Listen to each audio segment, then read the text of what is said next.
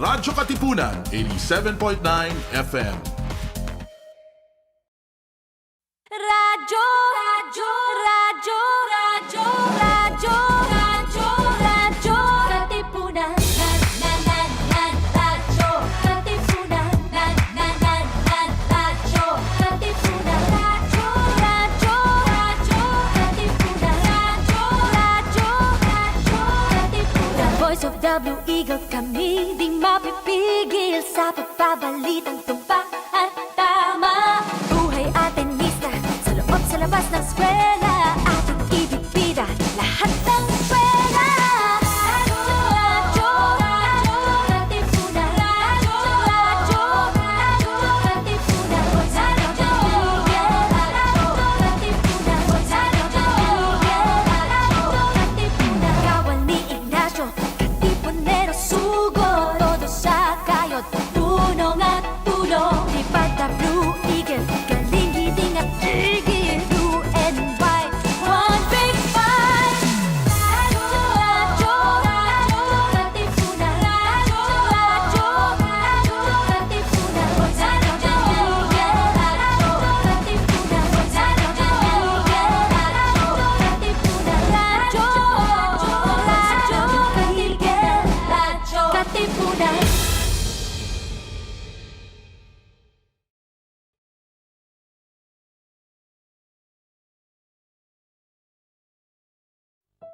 Meron? Ano nga ba ang meron? Paano nga bang mabuhay ng tapat sa meron? Don't you wish you can relive your philo classes? The terror teachers? The terrible oral exams? Or the even terrifying but liberating and life-changing aha moments? Lundagin mo, Beybeh! Here's your chance! Lundagin mo, Beybeh! Kasama ang mga pilosopong sina Jovi Miroy at Ron Capinding. Lundagin mo, Beybeh! Leaping upward, leaping forward. Lundagin mo, Beybeh! Leaping to greater heights, to greater wisdom, to greater magis.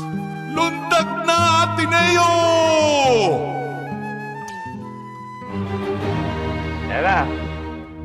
Good afternoon. Magandang hapon po sa ating mga tagapakinig. Magandang hapon, Sir Jovi. Hello, Ron. Magandang hapon din sa ating bisita na ipakikilala ko maya-maya. Welcome sa isa na namang palatuntunan, sa na namang pagtatanghal ng Lundagin Mo, Beybeh, din sa Radyo Katipunan.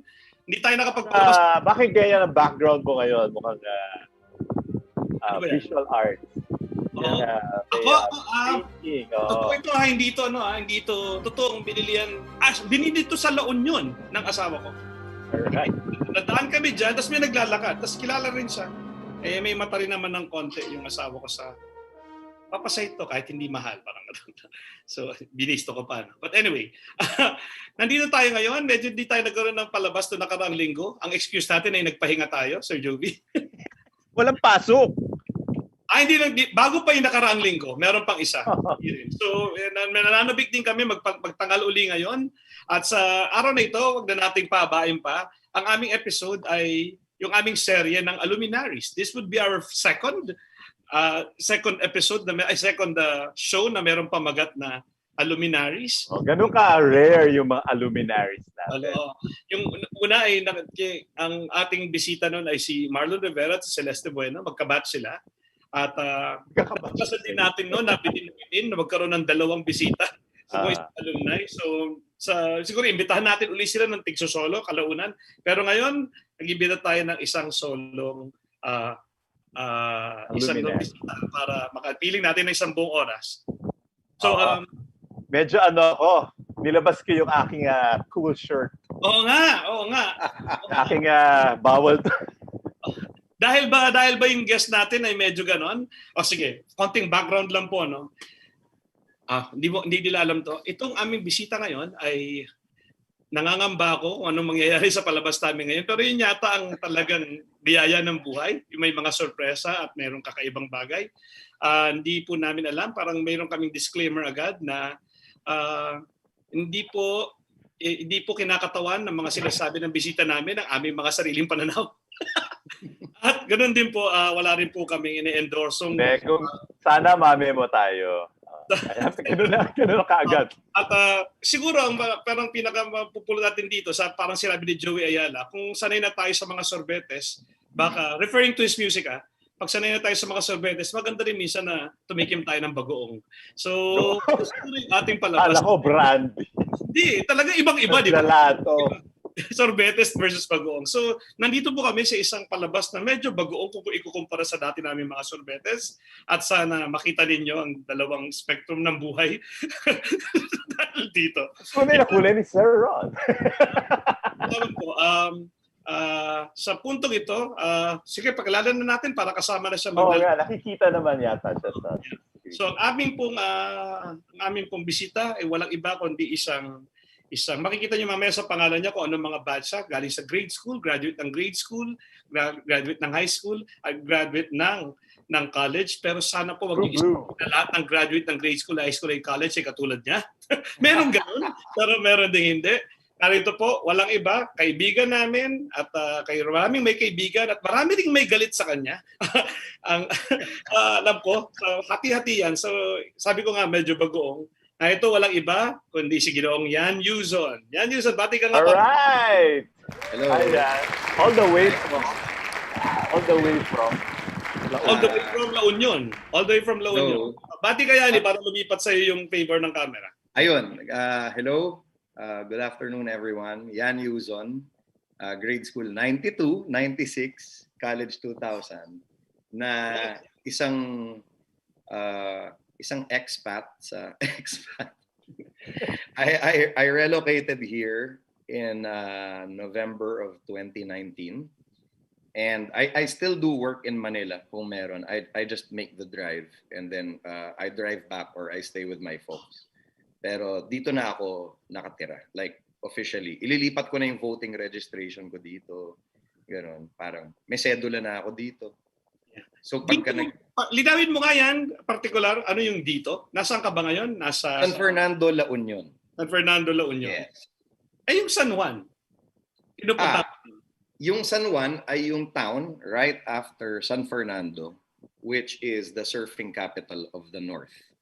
Although surfing actually exists in many parts of the North, all the way hanggang Ilocos Norte and Ilocos Sur. Pero parang ito yung, I guess because of proximity to Metro Manila, parang ito na yung nabansagang surfing capital of the North. And I think if you want to try surfing coming from Metro Manila, kasi itong surf spot na to would really just be a 3.5 to 4.5 hour drive depending on. Dati 5 hours, but we already have T-Plex and all this. Yeah. Bilis talaga na bigla. Suddenly, it's a convenient drive na. Dati, parang malayo. We used to go there nung nasa probinsya pa ako, Sir Jovi. Taga-Tarlac ako eh. So very short drive lang yan. 2 oras lang yan from our place. Pero ngayon, parang 3 oras lang. Kung galing ka sa Maynila, dapat 5 eh. Pero dahil nga sa mga bagong highway, bumilis na nga siya. Bakit ka pumunta dyan, Yani? Dahil ba sa surf? Oo. Dahil sa surfing. Dahil, actually, hindi nga ako matapang enough eh. Marami nung nagsimula ako mag-surf, siguro mga taong 2000, 2001. May mga nauna talagang nagtaya na dito na ako titira. Inggit na inggit ako sa mga taong yan. Until yung mga mas close ko na nakakilala ang nagtayo ng mga hostel dito, tulad ng Vessel Hostel na pag-aari din ng isang grade school and high school alumnus na si Who's that? What's his name? He's an architect, si Buji Libarnes. Mag-asawa sila, Buji Libarnes and Nikki. Kabatch mo ba? Mayroon akong estudyante ni Libarnes. Kapatid niya yun. Kapatid niya. Kasi si Buji ay 1 batch ahead sa akin nung high school. So, tapos yung Flotsam and Jetsam din na medyo sikat as pre-pandemic kasi it was really the party place. It became the party place of La Union. And then parang mga kaibigan din ang mga partners na nagtatag nun. So parang nauna na silang tumira dito dahil meron na silang businesses dito. Ngayong panahon ng pandemic, ang daming maraming atinista actually ang naglipatan dito. Napaka-active ng alumni presence dito sa San Fernando. Naglipatan. Talagang dyan na sila. Oh, kasi anyone you know these in these times, anyone who can bring their work remotely with them just wants to get out of Metro Manila kung maaari, kasi yung cabin fever of living in the city. Of course, I live here, and it's a very different experience, this coronavirus scare. Even the scale at which it has afflicted the population here is very, very different. Sa amin, kapag meron ditong mga 14 new cases, nagpapanik na kami. Kayo yata 14 new cases dyan every 5 minutes. Parang ibang-iba, di ba? Pero I've found community here with people who have relocated. So parang yun yung kategorya ko. Pero also the locals who have been very accommodating of visitors ever since. Parang tumanda na kaming magkakasama. Dati isang kubo lang yan sa beach nung wala pa yung maraming resorts dito. And then, so 20 years of knowing each other. Para na kaming, it's almost like we're the Manila cousins. Parang ganon. The Manila brothers and sisters. And they are the local brothers and sisters. And then, mga ninong na kami ng mga anak nila, etc. Ang dami there is already too much community for us to even feel na... So when did you move there? When did you move there? Yung paglipat ko rito, finally, may mga nagtatanong sa akin na-stuck ka lang ba dyan ng lockdown? Hindi. Parang ganon, kasi nauna lang ako ng konti. November 2019, COVID was not on the radar yet. I relocated here. Officially got a room here na yung regular ko ng lugar. Tapos, nag-birthday ako ng March 7. Umakyat yung magulang ko, naalala ko. Tapos, parang nagsisimula na nun yung mga ugong-ugong that a lockdown will take place. And true enough, just a little, 8 days later, March 15, di ba? Lockdown na. So, nandito, usually back and forth naman ako, lalo kapag may mga business ako to attend to. But because of ECQ, MECQ, nakabalik lang ako ng Metro Manila noong November because I really had errands to accomplish na. Only for a 4-day period, I was there. And then, ang sabi ko nga sa mga tao, ang experience ng bumalik sa Manila after all of those months, sabi ko, parang hindi ko na siya kilala. Para akong pumunta sa isang foreign city na may malaking Filipino population lang. Parang gano'n. Felt so different. Yeah, yung outside Metro Manila, it's a different place. Yes, so marami kang na-share, Yani, just with my question. Sorry. Paano ka pumunta yan? And your answer to that was because of surfing. Follow-up question. Bakit? Magaling ka ba mag-surf? Pasensya na po kayo. Medyo kilala ko naman si Ikaw Yani. muna. Siguro, si Yani ang favorite student ni Ron. Well, Gaya ng lagi sinasabi ni Ron, favorite namin siya. Lahat kami favorite siya. so, sagutin ko muna yung tanong. Marami may favorite sa akin. Marami naman akong paboritong tao.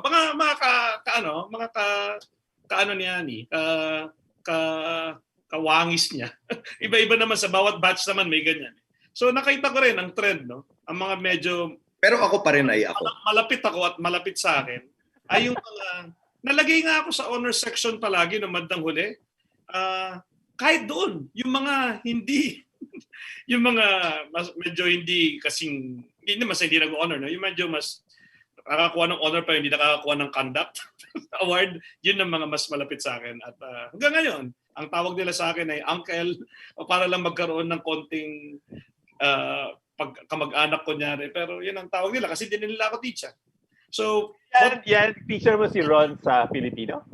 Oh, yes. Oo, sa Filipino. Nung gumraduate si Ron ng college, gumraduate si Ron ng college 20 years old, no? O 19. 20 years old. 20 years old. Hindi pa siya 21. kumuha siya kagad ng trabaho na magturo sa Ateneo High School at yung first year of teaching niya, estudyante na ako. At kaya ako to sinuot. Sa batch namin, kung may nakakita nito, ito yung standard issue PE t-shirt namin noong mga panahon yun. At tingnan nyo, hanggang ngayon, 42 years old na ako. Para pa rin siyang kahapon ko lang huling sinuot sa PE. Hindi nagfe-fade yung mga letra. Oh, tapos gustong-gusto ko yung font na yan. Isa ito sa mga Oo pinaka-paborito. nga, hindi na yan ginagamit. Ano kaya ang font tawag? Parang Art Deco. Art Deco. Oo nga eh, may pagka, di ba? May pagka-art deco siya. Yes. So yun ang dahilan kung bakit kaya komportable ako magtanong kay yan. Bakit magaling ka bang mag-surf? Oh, ang sagot ko diyan ay hindi. Pero dahil lumipat ako rito, araw-araw ako halos. Nung lockdown, syempre bawal. Pero mula nung pinayagan, halos araw-araw ako nag-surf. Tapos, yun naman talagang sinasabi ng mga tao.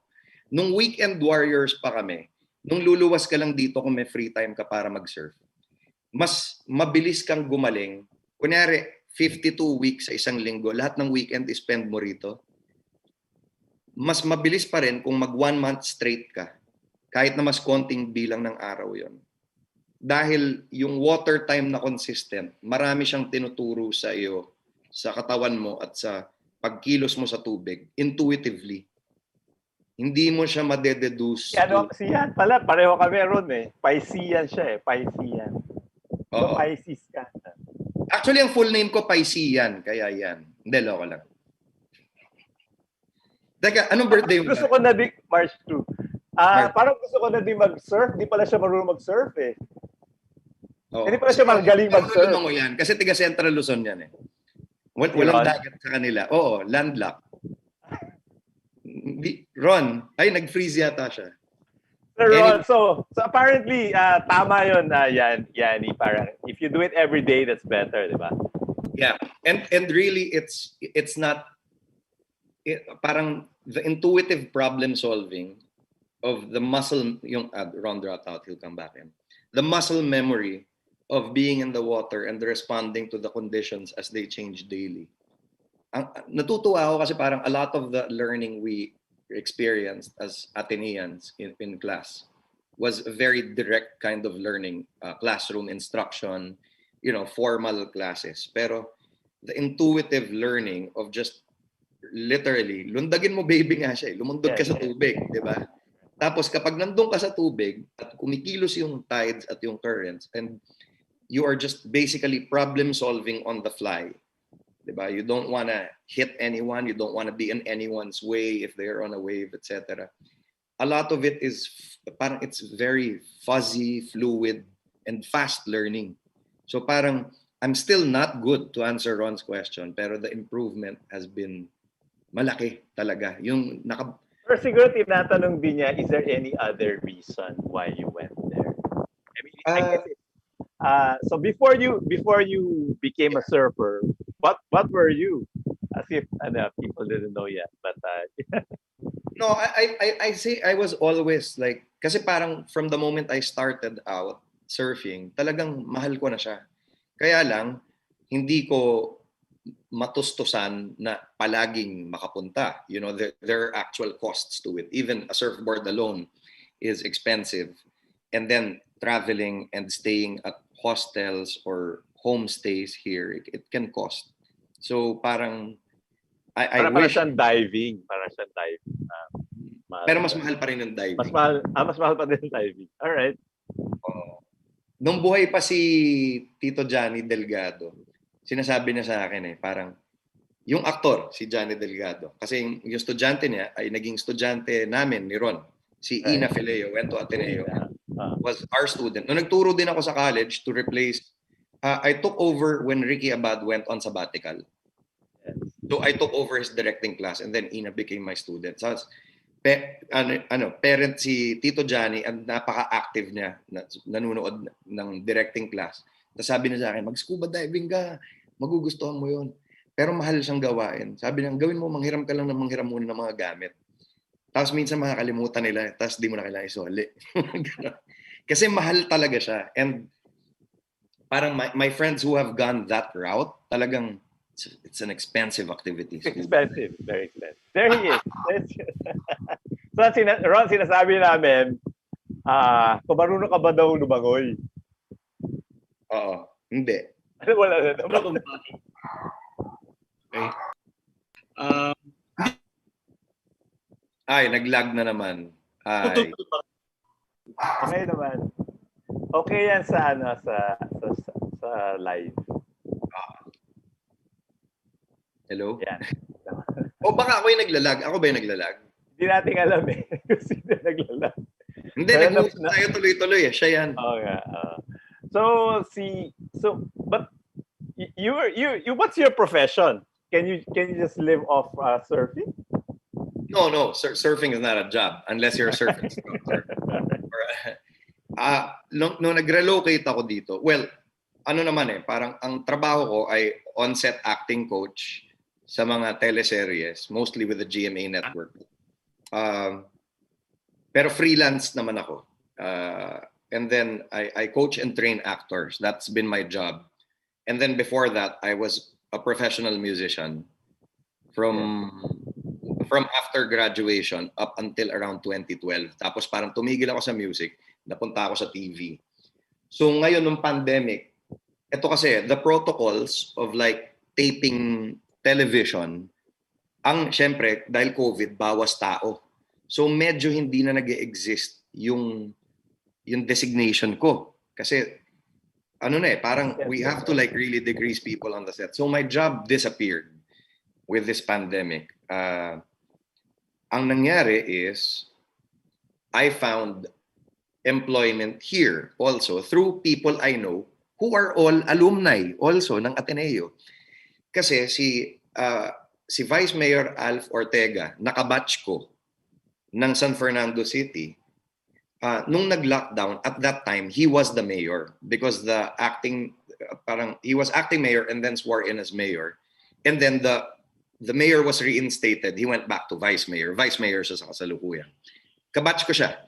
Grade school and high school, 92, 96. Nung nangyari yung lockdown, parang naging participant ako sa mga policies ng San Fernando City as a consultant, sort of brainstormer, problem solver, because all of these LGUs had to like facilitate the IATF directives, pero also abide by kung anong status quo sa lalawigan, anong applicable. And we have you were a fine arts major. You were Hindi. a fine arts. No, what was your major in college?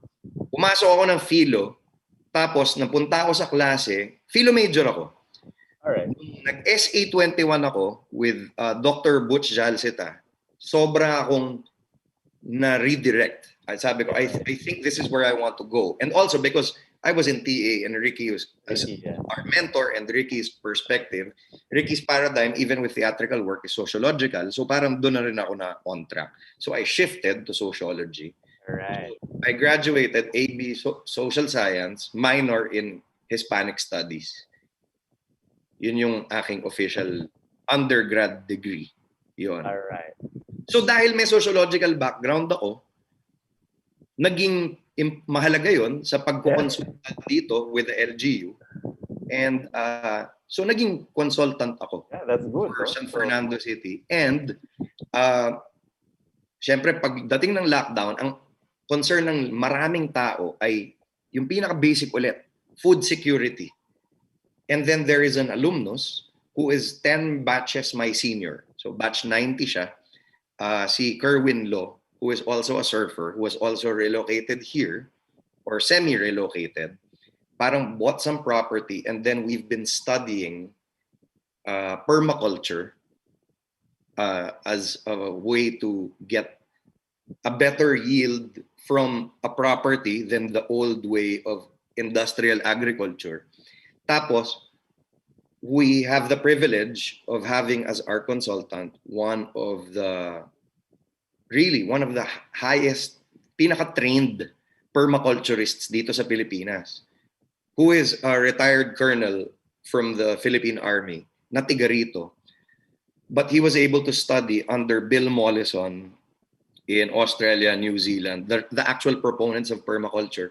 Pero dahil PMA instructor din siya ng jungle survival, nahalo niya yung permaculture learnings, yung principles, at na-adapt niya to our own local flora, fauna, and most importantly, yung nawawala na ngayon na IP folk knowledge of what these trees and these the organisms, the ecosystem, how everything interacts. Na yun talagang passed on from generation to generation ng mga katutubo natin na nakatira sa kagubatan. So, what we're doing is I'm helping him manage a small farm which was formerly an industrial farm of palay, mais, singkamas. So, permaculture is still different from organic farming. Iba pa. Parang permaculture comes from two words, permanent and agriculture. Eventually, direnap na rin yung agriculture, permanent culture na siya. Kasi kasama na sa mga yields na minimeasure niya ay ang mga non-material social yields na parang the quality of life of people. Kailangan, nakamute ka, Mr. Kapinding. Right. Like friendship? Ano yung Like, culture? literally, yes. Literally, friendship. Literally, if you design a farm with sound permaculture principles, the hours you spend cultivating should decrease, not increase, so that you have time to enjoy the company of your loved ones and to read your books and to go surfing, which we do every day. So parang it's a little funny na in this panahon ng pandemic, naging parang revolution pa to in the way we perceive our food security. When in reality, this should have been, if industry and capitalism had not hijacked how people interact and cultivate their environment, the ones that live in places where you can have crop or have some livestock, etc. Kung hindi na hijack ng kapitalismo, yung kailangan natin mag-produce on an industrial scale. And ang dami tuloy shortcuts na nagawa. In the end, that became very bad for the land. For example, the use of pesticides. Shortcut yun eh. What if you design a property so that nagro-rotate yung mga cycles para yung kakain sa mga peste mo ay ibang mga organismo, imbis na chemical na lalason sa lupa mo, will eventually curtail all of your productivity. So parang, this is a slow process. It takes a lot of patience and study and observation. Like yung consultant namin, he'll stand in the middle of a field, close his eyes. And then I asked him later on why he was doing that. Ang sabi niya, it's because I check where the wind comes from at given times and then I make notes. Kasi pinaplano kung saan gagawin yung mga canopy ng mga puno. Halimbawa, we have to plant trees a certain way so that we get protected from the storms, yung southwest monsoon, Right. southeast monsoon when it comes in. And we have to be protected by stuff like, halimbawa, itong last 2020, we had such little rainfall. Ito nga nakakatawa eh. Nasa probinsya ako. Rainfall last 2020. Little rainfall pa last 2020 despite all the typhoons. Despite the Rolly and the Ulysses and the... Hindi, yung typhoon kasi is the freak weather occurrence. But when you're talking about agriculture, you're talking about averages over a period of time. Yeah. So parang, yes, medyo unsatisfactory yung rainfall dito sa amin. Napaka-specific itong La Union. It's a coastal province. We are at the foot of 2 mountain ranges. And then we have the West Philippine Sea right on our side. Dito. So parang, yun, balik ulit sa pagkonsulta ko sa LGU is we have to ensure sustainability para kung yung supply lines ay bumagsak, hindi tayo magugutom. So kailangan ma-harness natin lahat. So well, let's welcome back Ron. Yes, bumalik okay. ka na. I figured, listening to you, that you're talking about the engagements ni Annie dyan sa... Tinanong ko what is his profession. Tinanong Yeah. ko ano. Well, I'm now with my cell phone at para data na lang gamitin ko kaysa ano. Kasi nagulo ko. Yun. What is his profession? Yeah. Kasalukuyan, isa na akong consultant para sa Vice Mayor na Ateneo alumnus din, nakabatch ko. at Na estudyante ko rin. na estudyante rin ni Ron, at isang apprentice ng permakultura sa isang property na pag-aari ng isang alumnus din.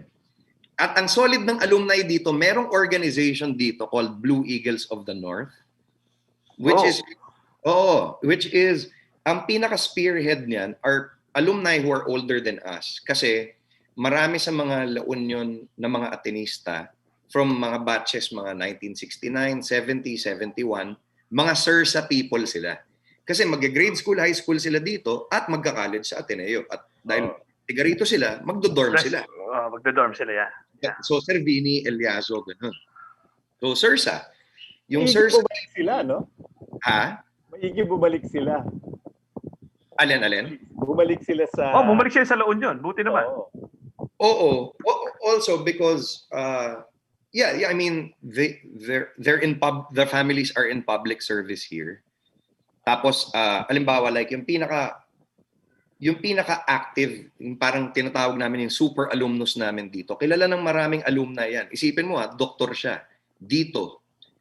Isa siyang neurologist. Pero ang lahat ng laro ng Ateneo sa UAAP ay nandun siya. Wow. Tapos, doktor siya. Si Tito Ray Espinosa, doktor siya. Nag-meet kami sa isang party, tapos sinabi ko yung pangalan ko, tapos yung batch ko, tapos sinabi na sa akin, lahat ng uncle ko, pati tatay ko, pati kapatid ko. So I met Yael already because he's the one who sang Puso, that theme song for when we won the championship. Ganun, talagang super, as in diehard Ateneo alumni. As in, paano ko siya nakilala? Kasi doon sa party, nakasuot siya ng Ateneo SIRSA 71 t-shirt. So, hi Doc Ray, itatag kita rito para mapanood mo. And then, gusto niya talagang palagi. For example, out of the blue, may message ako niya ng parang, hey Yani, I just had lunch and then I met, meron din pa pala tayong marami pang mga alumni dito na hindi mo pa na-introduce sa akin, mga younger than you pa. Marami talaga. So parang, ang nangyayari... So I guess that's an important data then, no, Ron? Maybe we should mention surfing more in our classes. Actually, alam nyo, Yeah. I wish that Radyo Katipunan could invite him in the future. We will. Kasi napaka-interesting of how the Ateneo alumni here in the North are also very closely tied with the LGU because the families are in public service and they're also in health service and they're also business people. Tapos, kunyari, pagka nagmi-meeting ang Rotary dito, naka-joint meeting na yan. Blue Eagles of the North and Rotary Chapter this, etc. presents. So halimbawa, netong bago mag-lockdown, they had an amazing talk where the valedictorian of their 70s batch, si Frank Guerra, who is like a corporate wonderkind of their generation, who now is retired. I think he lives in Massachusetts. And then he skips the winters and comes back here in the land of rito siya eh. Yeah. So si Frank Guerra is a 71 valedictorian and then si Ken Ibasco, yung valedictorian recently, yung gumawa ng Citizens COVID Tracker, who is an Ateneo Ateneo valedictorian ng mga batch, siguro mga 5 years ago, 6 years ago, and then he got the scholarship to go to the JFK School of Government. And then when he finished there, they were telling him, please, just stay here and teach for us. And he's like, no, I need to go back.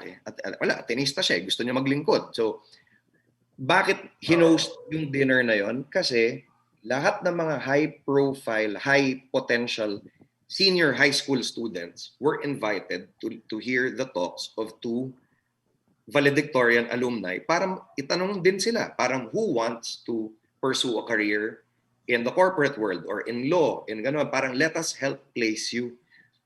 Parang would you like to, parang susponsorin namin yung applications ni for scholarships. Merong mga estudyante rito na talagang, there's a kid here, Tigalaon yun, so he was there at that talk. Nung sinabi, who wants to pursue a career in law? Nagtataas ang mga kamay, muntik siyang ibilang. So tinuro ko pa na nagtaas siya ng kamay because he doesn't have limbs. He's disabled. As in, ano siya? PWD siya. He he's one of the highest grades na mga estudyante, pero hindi lang siya academically sound. Involved na siya sa government, kahit high school pa lang siya. Pumupunta sa City Hall, nakikialam, nakikisangkot. And then sinasabi nga namin na parang, if you want to become a lawyer and if you want a track so that we could help you get a scholarship to go to Ateneo Law or something, tutulungan namin kayo rito. Parang the alumni org so strong na parang yung civic involvement dito tumataas because the Blue Eagles of the North is such a strong hub of like people who really have a heart for La Union. So, lumipat ako dito for the surfing, pero because of my involvements, nagkaroon na rin ng higit pang katuturan yung paglipat ko rito. Dahil parang may mga aspekto na ng buhay dito na kinabibilangan ko na ngayon because of a lot of these at our Ateneo alumni associations and referrals. And yan, parang we're just doing what we can to make the most out of the tough situation sa ngayon. Nagtutulungan mga tao rito. That's Okay, very good Yani, to- salamat Yani. Napakarami naming naintindihan tungkol sa La Union at tungkol sa Blue Eagles of the North, which are very important details na information na kailangan naming, buti na lang nalaman namin ngayon. Kaya tuloy kami mag-iimbita siguro na kay Dr. Ray Espinosa. Sana kasama kapag inimbita namin siya. But this episode is also about you. So, tutok ulit tayo sa'yo. Ba't ang dumi ng kamay mo? Kaya nakapag-ganon ng ganon, tapos yung kamay mo ay napaka-dumi. Kasi naglilipat ako ng bahay at Kasalukuyan. Kasalukuyan, right na. Ito, this is an unfinished wall. Moving to an apartment. And we can can we see the sea from there? No? Yes. So, gawin mo yan. Magsalita ka, tapos natahimik kami para manatili sa'yo yung speaker view. Okay, sige. Go. So, ito yung San Fernando City. Nakikita mo yan. Yun yung parang, sorry. Ang hirap i-direct. Ayan. So, yan yung aking backyard. Which is this is actually a surf spot called Karil. Yun yung pangalan ng surf spot. Kahit na sister-in-law ko si Karil, na alumna din. Okay. Pero, so 'di ba? Sister-in-law ko si Karil, tapos nakatira na rin ako sa Karil. Pero ibang spelling ng Karil kasi parang pinagsama pangalan niya ni Car and Drill. Tapos parang isang apartment complex ito which I'm transferring. So bakit madumi yung kamay ko? Dahil as a member of Tanghalang Ateneo, pag sumali ka kasi as an applicant, parang iba-ibang aspects ng theater production na iimbitahin ka, 'di ba? And ako base sa itsura at kapasidad maging madunis, hindi na ako sinama doon sa mga poster design at sa ano. Hinikayat ako sumali sa pag-construct ng mga set. So, a lot of what I do here is really skills I learned as a Tanghalang Ateneo undergrad. Like yung mga basic carpentry. Nakakatawa kasi may episode na Modern Family na minamock yan na parang there are people who built sets in a theater company and they think they're carpenters. Pero in TA, we're pretty competitive. Hindi pa rin not on the level of a pro. Competitive. Oo, competitive. Kaya namin. Kasi ako, about me na naman, nag-aral talaga ako niyan. Don Bosco kasi ang pinanggalingan ko. Mali pa sila humawak ng martilyo at ng lagare, but they get things done. Lahat yan. si Don. Pero actually, ang Don Bosco nga, mas maganda ang kanilang work education, no? Yes. Kasi yun yung way para hindi kayo magkasala. Diba? Run, jump, yes. Make noise. Just avoid sin. Samantalang sa mga Ateneo High School, ang kanilang elective, art appreciation, mas pang mayaman. Joke lang. Yeah. So, anyway. Hindi pang mayaman. Kasi nung araw, talagang yung marunong maggawa ng bahay. Yes, kasi pwede na hindi mag-college. Yung may-ari ng bahay, marunong gumawa ng bahay. Oo. Tsaka yun nga, ibig ko lang sabihin, ang inihingi rin ay kaya mo na magtrabaho pagkatapos mo mag-high school. Di ba may ganun? Yung model ngayon. Well, it's inevitable. So, si Yan ay TA. At si Sir Ron ay TA.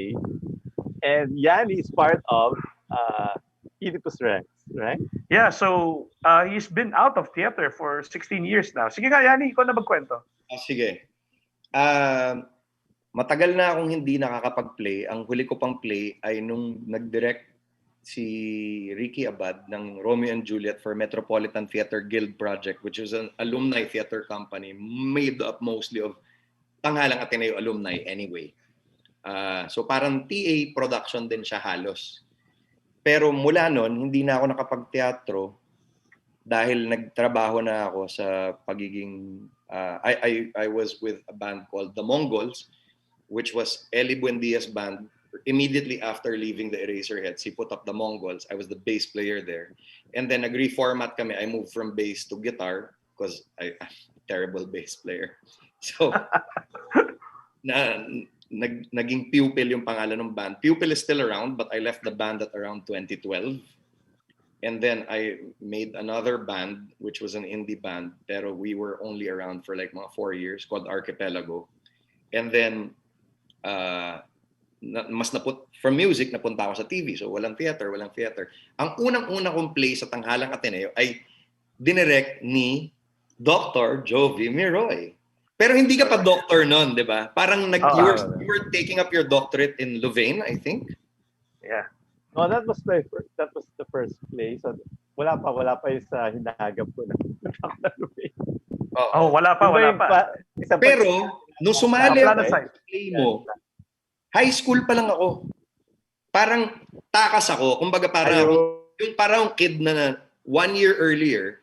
Kaya 4 years ako sa college, pero 5 years ako sa TA. Kasi 4th year high school, sumali na ako. That explains it. That explains it, yeah. That explains it. Tapos ang galing nun kasi yung mga girls parang, are you a junior? No, I'm a senior.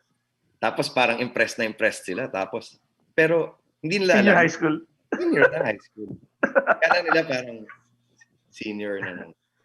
So marami rin nairita sa akin dahil doon. Kasi parang, alam mo, sino ba tong sampid na to dito? Pakilamero, etc. Pero nag-thrive naman ako sa TA eventually. Ayun, so... after 16 years, more than 16 years, tinawagan ako ni Ron.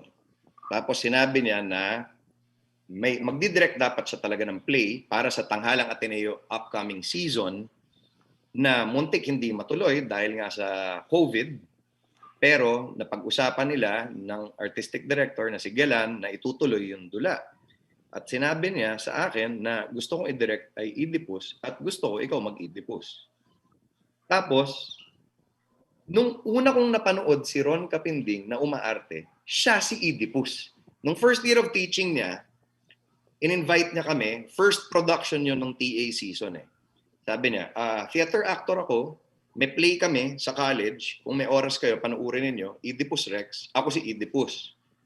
So yun ang first time na nanood ako ng TA play. Yun yung first time na nanood ako ng play na hindi yung mga Hansel and Gretel na pambata. Alam mo yun, yung talagang teatro na yung pang matanda.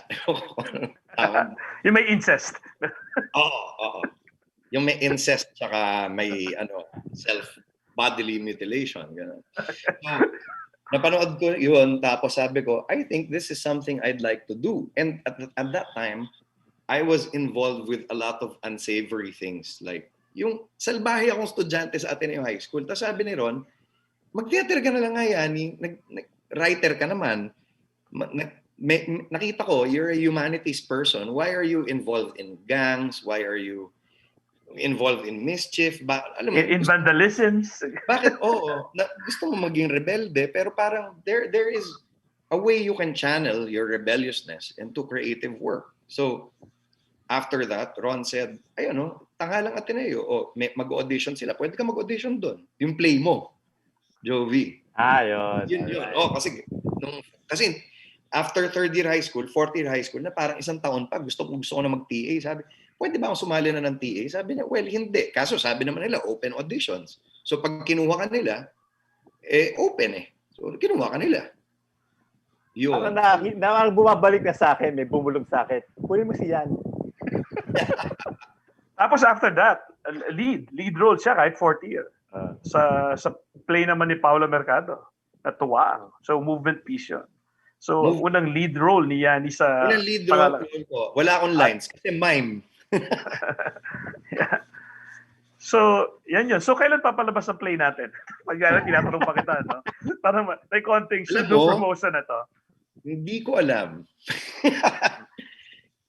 Wala sa details niyan. Kasi, hindi, sinabi kasi sa akin, kaya lang, hindi ko naaalala. February 22, 29, yung week ng ano, yung linggo yata ng ano, yung linggo ng EDSA week. EDSA commemoration, yeah. Yeah. So, yung Feb 22, May 24, May 26, 27, may mga tatlong makikita nila sa Ticket to Meet sa lahat ng mga nakapost na promotion. Sana panoorin Siyang niyo. Oedipus Rex na inadapt at reformat ni Ron to become a Zoom meeting. Parang yun yung hindi siya Zoom meeting, pero yun yung that is the idea. Like if you read the text, it seems like something that could be staged as a Zoom meeting. It's people conferring with each other. Even the premise is consistent. Kasi, di ba, sa simula ng Oedipus Rex, merong famine or may plague. And then in our case, meron din tayong pandemic. Tapos merong leader na people are seeking answers from. Tapos, meron siyang hubris that comes from previous triumphs. And yet parang there are a lot of it seems in love din siya sa mom niya. Joke. So pero hindi pa niya alam. Yeah. Nakakatawa yung parang sabi, "Oy, promote mo yung Oedipus Rex, pero wag mo ikwento kasi baka ma-spoiler." Parang spoiler, 2,500 years na alam ng tao kung ano yung kwento na yan. Ano spoiler? You're 2.5 millennia late from spoiler alert. Sabi mo nga, required reading to ni na Jesus, sabi mo. Ikaw nagsabi nun. Sabi ko, sobrang classic nito. Isang beses umuwi si Jesus, tapos sabi niya Mama Mary, binasa mo na ba yung Oedipus? Oo, babasahin ko na. Teka lang, nagkarpintero kami ni Papa sa labas. Sabi, basahin mo yan. Binasa ko rin yan nung bata ako. Kasi isa talaga yan sa mga classics. Kasi nung time na yun, 500 years na may Oedipus Rex, di ba?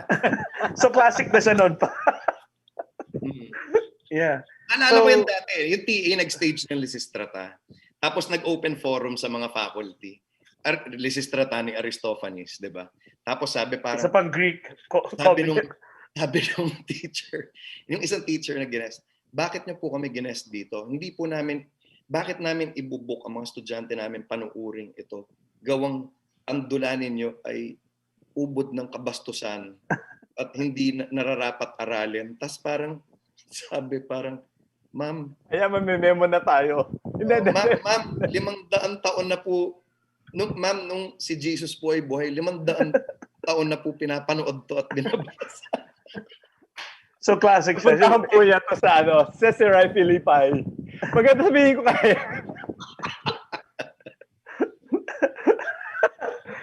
Yeah, tama. So, tama. Meron ako dito, classic erotic tales sa libro. Nandun lahat, pati si Bram Stoker, pati si Aristophanes, lahat ng classics na parang all we goes to show na baka mamaya, literary, hindi lang basta erotic, no? So lahat nandun, yun nga, hindi naman lagi, kumbaga, minsan may ganun talagang angulo eh. Lalo na yung Greeks, no? Napaka-raw ng lahat. Yeah. Pre-medieval pa to, wala pang konsepto ng morality, although meron na silang sariling relationships and all, no? Pero napaka-raw, sarap panoorin. So to modernize it and to tell the story through Zoom meetings is alam mo, meron ako dating gustong gawin ng mga parang mga short snippets na mga of content, films or whatever, na parang may mga nagkikwentuhan sa bar, yung mga heartbroken na gano'n. Tapos biglang may papasok na naka-Greek outfit na gano'n. Yan ang problema nyo. Ako yung asawa ko, kinuha niya yung mga anak namin. Tapos nung kinupkup ko, linason niya yung mga asawa. Ano, Medea? Oo, Medea. Parang, di ba, parang, parang, right now, it sounds like, dude, parang... So taboo, no? Parang, parang, imagine after so many times people tried to clean up our culture from the grotesque and the yung ganito talaga ka vivid and ka visceral na mga, pero this is literature that stands the test of time because beyond yung extreme violence niya or yung extreme, all the extreme scenarios of like Oedipus is a person who killed his father unwittingly and married his mother and produced offspring unwittingly.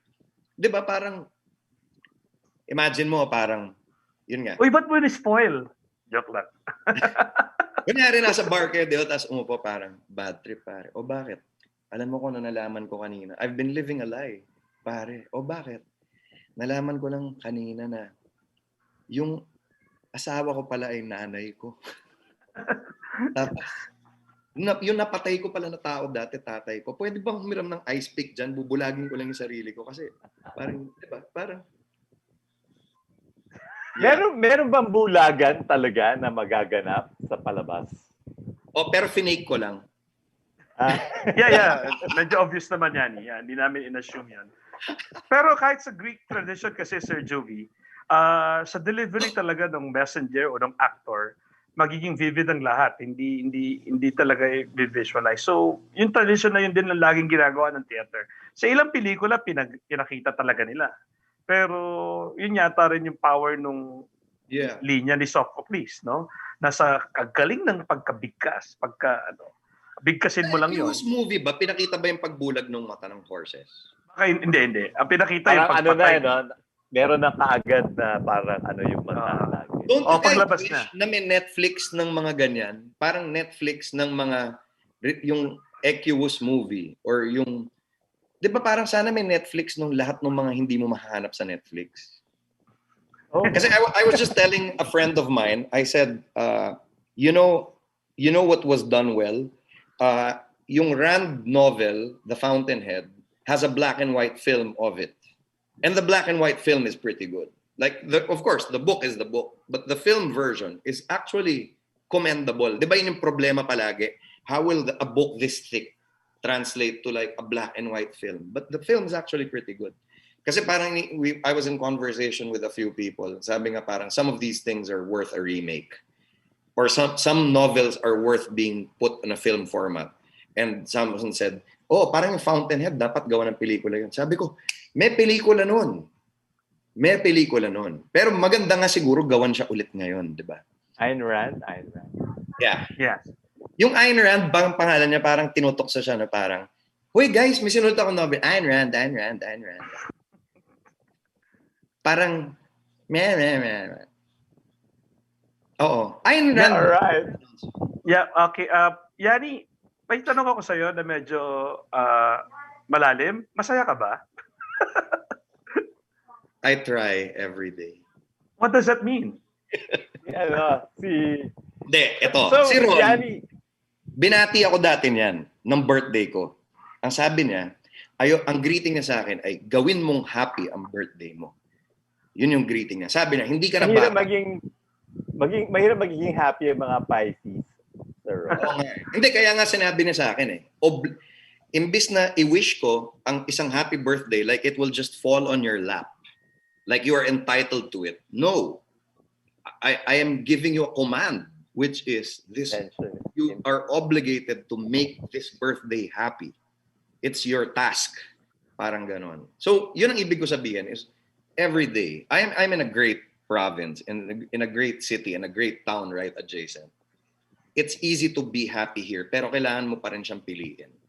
Medyo Garden of Eden para sa amin, kumpara sa mga tiga Manila, ang pandemic experience dito sa La Union. Pero, you still have to make that conscious decision. I'm a wellness advocate also. I am diagnosed with a few things, obviously. Like, recently diagnosed with ADHD. At age 40 ko nalaman yun.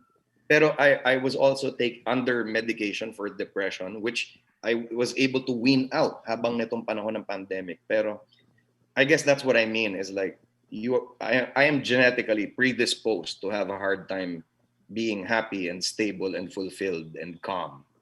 And yet, you have to make it your task. Parang you owe it to yourself. Uunahin mo muna yun na yun. Right. Wow.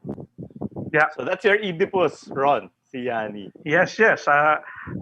Yes, he's my... Sabi ko nga, hindi ko alam eh. Sa kanya ko rin iniisip yung ibang cast ko eh. So it was really very important to me na Well, umuo muna I siya. look at his eyes and I see it's very Very Oedipal. no, it carries really the tragic, the Greek Oedipal naman tragic ako. sense. Ha? Yeah. May gusto ka bang sabihin sa mga nakikinig sa amin? At Ateneo community ito mostly, di ba? Alumni Well, and yes, other- mostly. But nakashare ka na rin sa Art Forces of the Philippines. Di ko alam kung ba't nandun ka. Nakikita ko may nagla-like doon. Oh, I don't know. Siyempre, PA network. Yeah. Ayan. Yes. Ako masabi ko lang is parang the more far removed I am from my experience as a student and as a member of the Ateneo community, the more far removed I am in terms of years, the more I realize that the very basic things that I learned as a student are what keep the motor running and keep it's not facts you learned, it's paradigms that you get equipped with because you learned about perspectives and you learned about ways of looking at the world.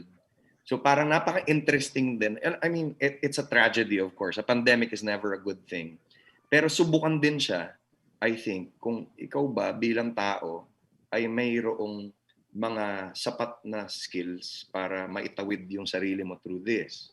And I would say na, I think whenever I succeed and I try to trace back kung saan ko natutunan yung mga kinailangan ko na yun upang magpunyagi, natutunan ko yata yung mga yun under Ron's guidance, under Ricky Abad's guidance, and under the guidance of all of the great teachers I encountered and friends I've made as a member of Ateneo. So parang, kasi yung mga younger generation, medyo jahe na sila mag one big fight or whatever. Hindi, ako, nanonood ako ng games. Sumisigaw ako.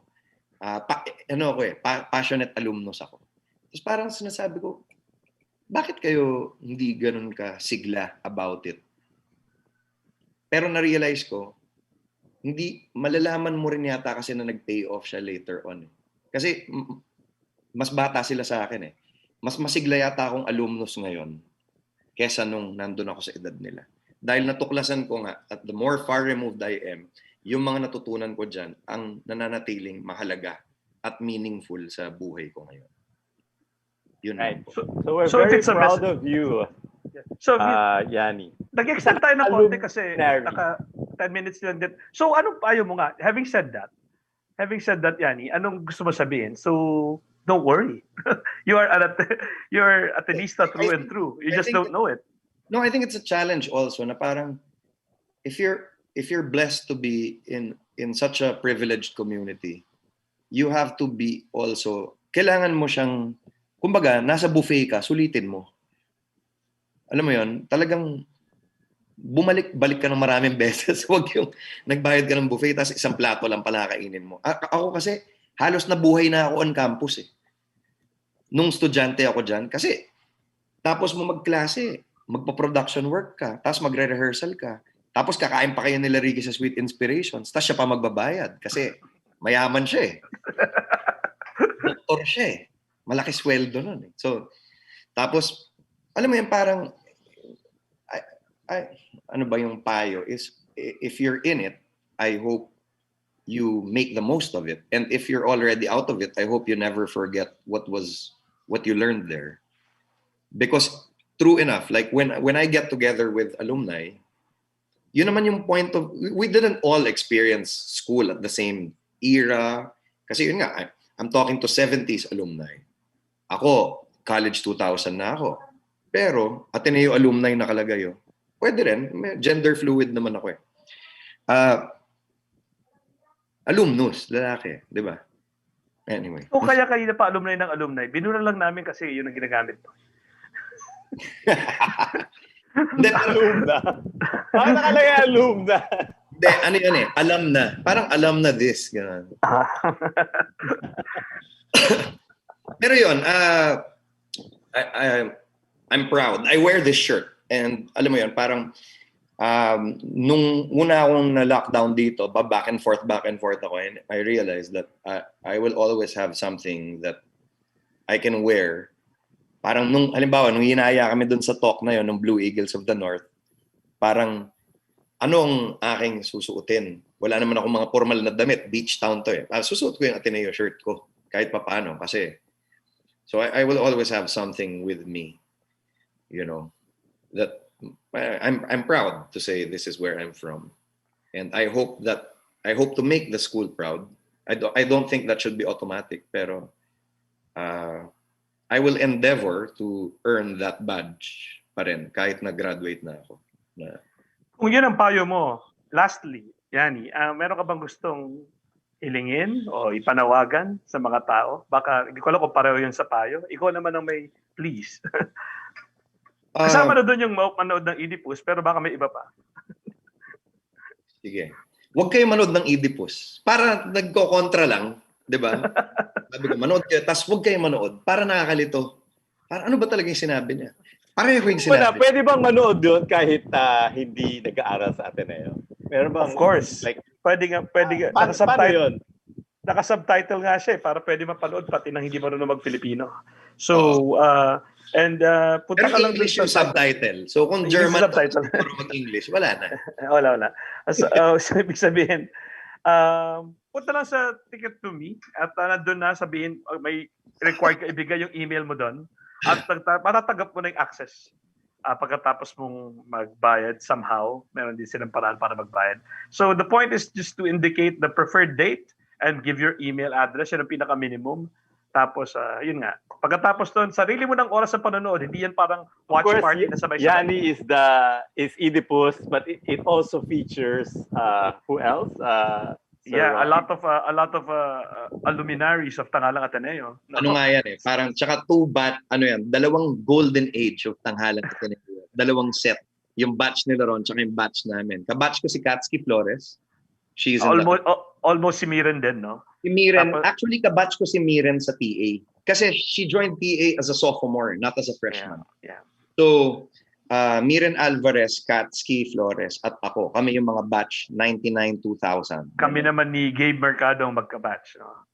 Kami ni Gabe Mercado ang magka-batch. Tapos si Marlon Rivera ay ka-batch ng lahat kasi actively bumabalik. Kabatch ko siya. Kabatch siya. Yan na. Okay. Siya ang company manager namin. But of course, medyo something to look forward to ito.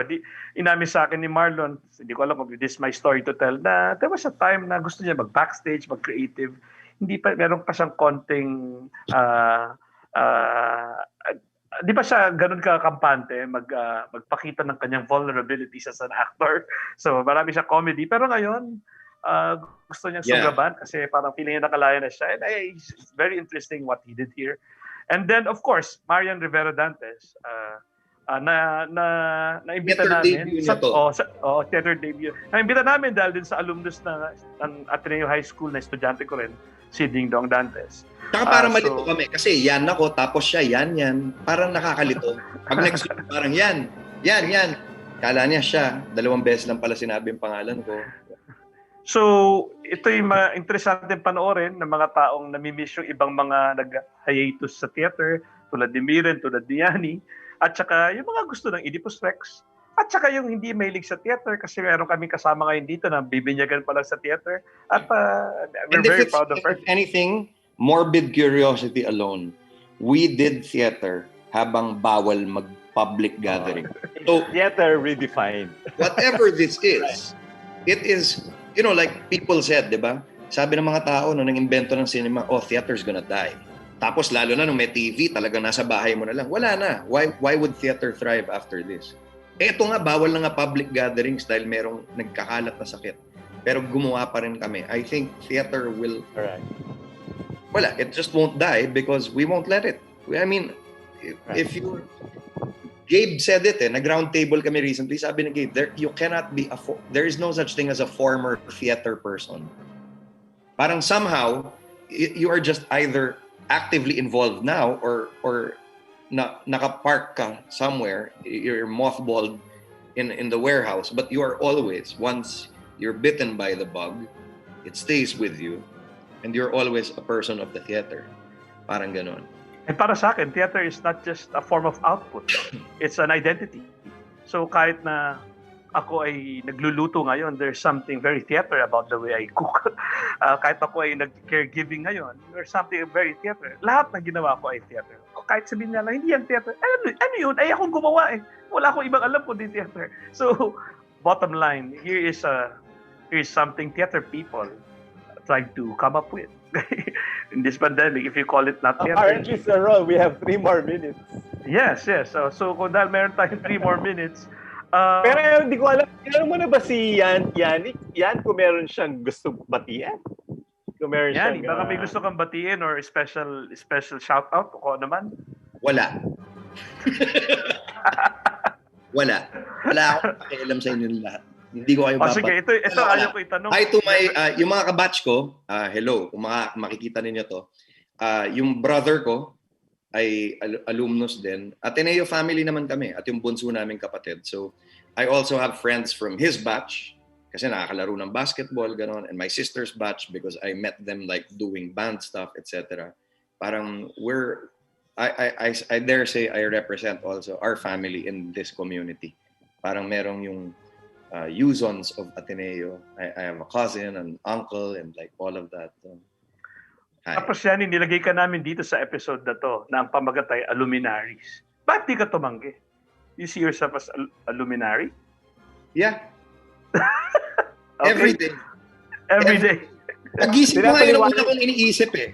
Bago ko jumingil sa umaga, pag unang dilat ko parang, I am an Aluminary. Ganon. So nung hinaya mo ako, parang, of course, ba't ngayon lang? Oh my God.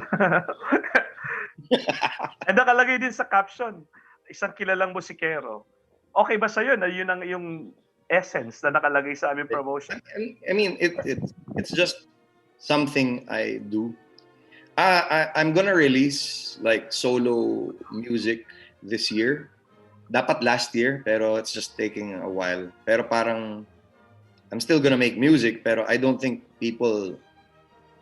I don't think I am known for that. I don't know if I'm known, pero like I don't gonna be known for that. Pero I'm gonna be releasing music, pero it's just one of the things I do. Yun nga, bukod doon, consultant ako sa LGU dito.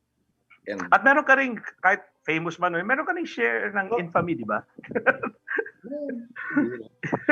Ibig ko sabihin, meron din mga... Pare-pareho yata tayo. Ako yung cover picture nung Goyo, nung nasa Netflix. Tapos yung eksena ko lang naman doon, 3 hours yata na pelikula yun. Second scene ako, tapos di mo na ako makikita ulit. Tapos sinabi ko kay Gerald Tarog, di ba yung director? Sabi ko, Gerald, bakit ako yung mukha dyan? Sabi niya, alam mo, gumagawa sila ng 7 automatically, tapos sila yung namimili. Sabi ko, ba't di mo sinabi na wag ako? Kasi sabi niya, hindi ko rin naman naayaw na ikaw yung mukha. Pero ang cool lang din na yung cameo doon sa second scene, siya yung Goyo, tapos mukha ako. So may mga kaibigan ako na may mga 55-inch TV, pag uwi nila sa bahay, pag on nila, parang kabasketball lang kita kanina, tapos biglang yung mukha mo nandyan ulit sa TV na ano. So yun ang claim to fame ko na ako yung nasa poster ng Goyo. Nasa poster at nasa pangalawang eksena. Yun lang. At ngayon, nasa poster na ng Oedipus Rex. Oedipus Rex. Yes. At, nakita ko si Erwin Romulo dito. Kahapon, tapos sabi niya, uy, nakita kita sa cover ng Inquirer. Tapos sabi ko, talaga? Sabi ko nga sa mga ibang kaibigan natin, si Yani nasa front page ng Inquirer. Sabi raw, bakit? Anong ginawa niya?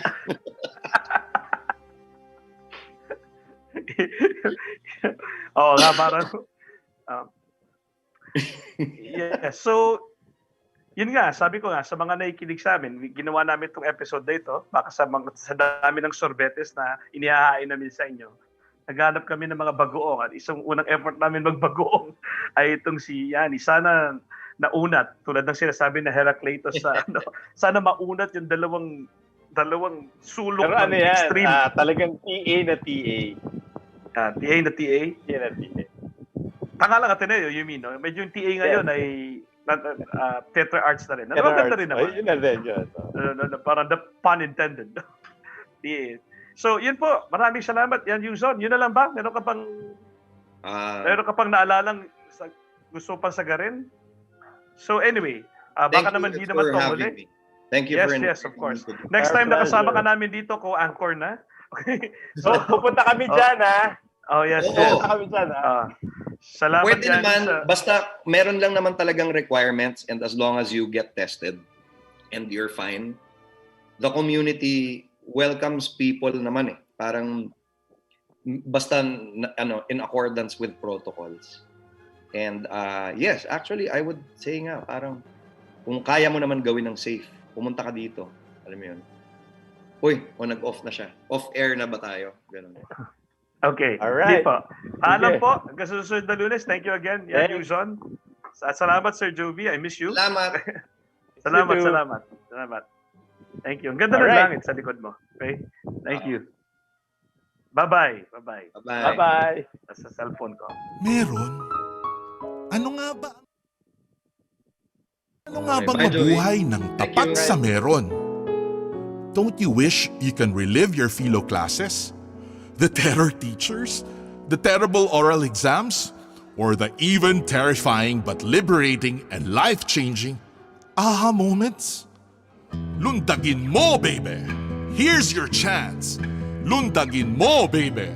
Kasama ang mga pilosopong sina Jovi Miroy at Ron Capinding. Lundagin mo, Beybeh! Leaping upward, leaping forward. Lundagin mo, Beybeh! Leaping to greater heights, to greater wisdom, to greater magis. Lundag na, Ateneo!